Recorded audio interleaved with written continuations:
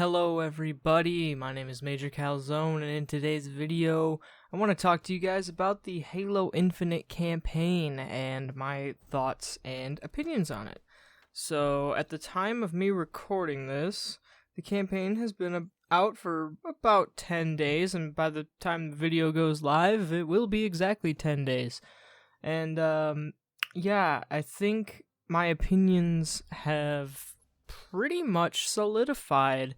I don't like to do first impressions of like story stuff and whatnot because I think it's a little too much to judge something right after you play it or right after you listen to it. In the case of music, which is another big one for me, I've had albums that I absolutely adore that when I first listened to them, I hated them, right? So when it comes to Halo, and a game that I have been waiting so long for, believe me, I was one of the few people that I actually liked the ending of Halo 5 and the cliffhanger that it left us on. I didn't like the story overall for Halo 5, but I did like the ending, and I thought that, you know what, 343 could take it in some pretty interesting directions if they played their cards right. And I'm pretty happy that they didn't just completely sweep it under the rug, right? That they acknowledged Halo 5, and even though they pretty much... Okay, by the way, I probably put a spoiler warning up at the very beginning of the video, but I'm gonna say it right here. There are gonna be some spoilers. I'm not gonna cover any direct things, like I'm not gonna directly mention what happens in the story or the ending, but you know, I might say some things here or there that kind of allude to what happens in the end. So, you've been warned, both visually and, audio, what is the word? Echoically? I don't know what the word is. Verbally, that's what I'm trying to think. Oh my god. Anyway, so yes, you've been warned. But yeah, I really like how they kind of undid it, but they undid it in a way that was good, right? They didn't just say, like, oh, Cortana died again. No. The Banished are here now. No. Like, they wrote a good story. Maybe it was played a little safe, I'll admit, but I think that was mostly because they were afraid of having another Halo 5 on their hands. So, what we got was great. I really liked how throughout the game, they really went into the Chief's human side, the same way that they did with Halo 4, right?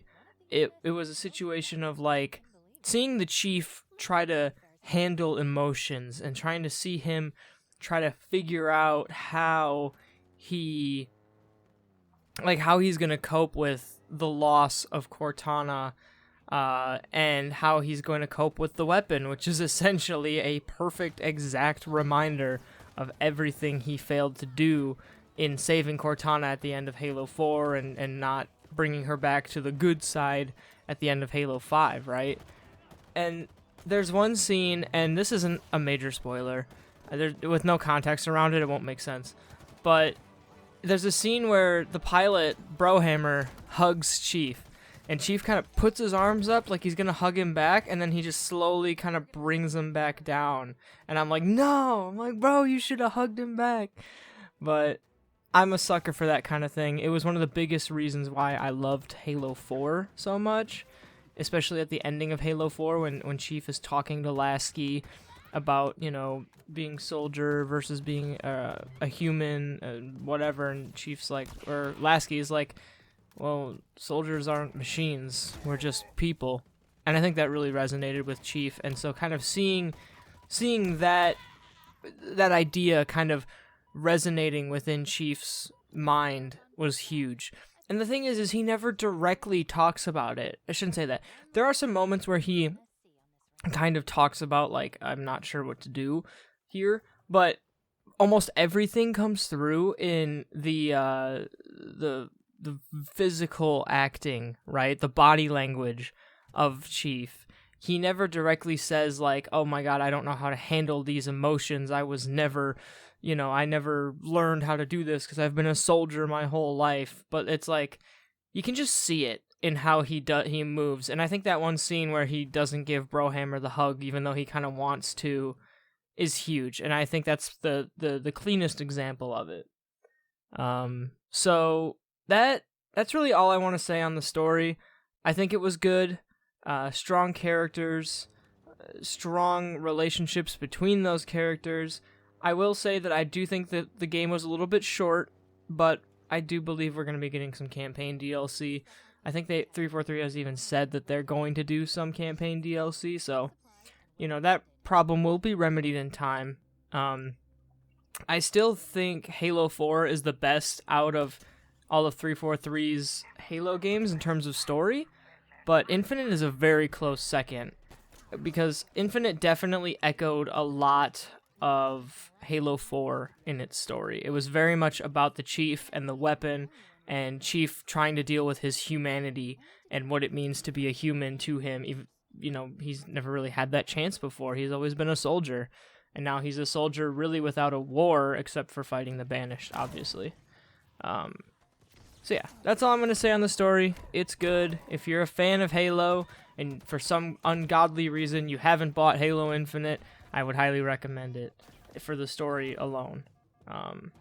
But that being said, I do want to also kind of talk about some of the more open world aspects of the game, and how that all played out, because this is a huge shift for the Halo franchise, is going from linear missions that are kind of wide open and big, but you still go from point A to point B, no matter how twisty, turny, upside down the path gets.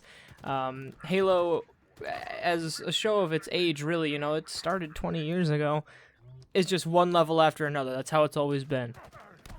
Except for maybe ODST. ODST is the closest thing before Infinite, where we really had like an open world kind of thing. But even that was just like streets, it wasn't like this.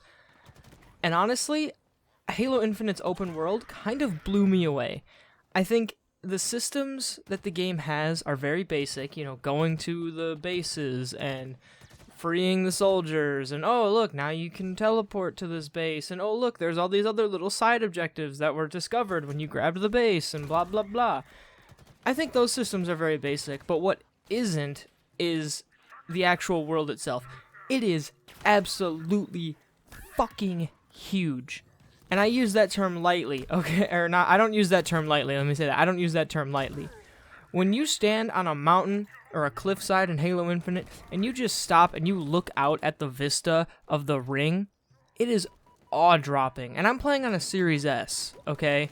This thing is like an Xbox One S with an SSD in terms of power, right? Like, I think it's got a slightly better CPU, but whatever. So, I'm only seeing this game in 2K at 1080p or whatever. 1080p, oh my god. I'm seeing this game at 2K 60 FPS because I play in the performance mode. So I'm not even seeing this game at its most beautiful, right? I cannot imagine what this game looks like at 4K 60 on a Series X. I know one day I'll play it, not today. It's just, I was awestruck. There were so many times where I was playing and swinging around with the grapple shot, and I would get on a cliffside or a mountaintop, and I would just kind of pause and look around like, oh my god, this is beautiful. In terms of overall size, the world is not that big. I've played games with bigger worlds. I would say that GTA 5 may have a bigger open world than this game. But the vastness and the freedom you get is just unmatched, right? In Halo Infinite, I never found a kill barrier. I never really looked for them, but I never found one. Every time I saw a mountain or a cliff or something really high up that I was like, ooh, I want to go to that, I could go to it. And the game was like, yeah, cool, you're up here. There's nothing up here for you, but you can go up there. It was like, it was so cool. It was so cool.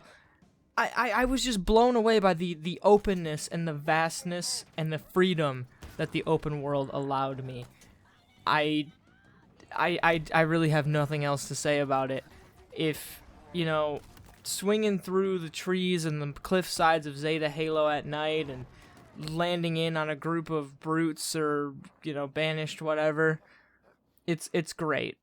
Do I think that the open world has the kind of staying power as something like Breath of the Wild? No, it's not something that you can just walk around in and be amazed all the time. But for what it is, and for the first time of Halo going to a truly open world, it's awesome. And I think it's a great starting point. If we get, you know, whatever the next Halo game is going to be, supposedly in 10 years, I think we'll see a much more improved and maybe even a bigger open world. You know, the technology we'll have at that time will definitely afford us that. But I think this is a good start, and I cannot wait to see where 343 takes Halo in the future, both in terms of story and setting, gameplay, maps, whatever. So yeah, I'm not going to give the game a rating. I hate giving things ratings. I think when you do a video like this where you talk about a video game or a piece of art in any fashion, you can't give it a rating. You can't put an objective score on something that is, at its core, subjective, right? You can look at pieces of art and you can say, oh, well, this one is more well-known, or on a, what am I thinking of? A mechanical level, this one was painted better than this one was, or this sounds better in this song versus this one, and blah, blah, blah. This game has better graphics, whatever. But at the end of the day, people feel a thing about a game, right? I feel that Halo Infinite is good. It makes me happy to play it, especially after the long wait that we had, 6 years of waiting between games. So I won't put an objective score on it. I will say, if you've never played a Halo game before, this is probably not the place to start. I know 343 has said that it is a good place for new fans to start. I wholly disagree. You're really not going to get much out of this game unless you've played at least Halo 4 and Halo 1. Those are the only two that you really have to play to kind of get a lot of the main callbacks. But if you haven't played all of the Halo games, this really isn't going to do much for you. If you have played all the games, and like I said, for some ungodly reason you've decided to not buy the campaign, and you're watching my video, buy it. Buy it. Do it. Or pay 99 cents and get a month of Game Pass, download it, and play it. You know, there's the barrier to entry to playing this campaign is so low if you don't want to pay the full $60 for it, you know what I mean? So, before I continue to ramble on, I'm going to end the video here. So, I guess, like I said, closing thoughts, too long didn't watch. Halo Infinite, story, world, everything. It's great. Try it. But that's going to be it for me. Drop a like on the video if you did enjoy, and subscribe if you'd like to see more from me. My name is MajorCalzone, and I'll see y'all in the next one. Peace out.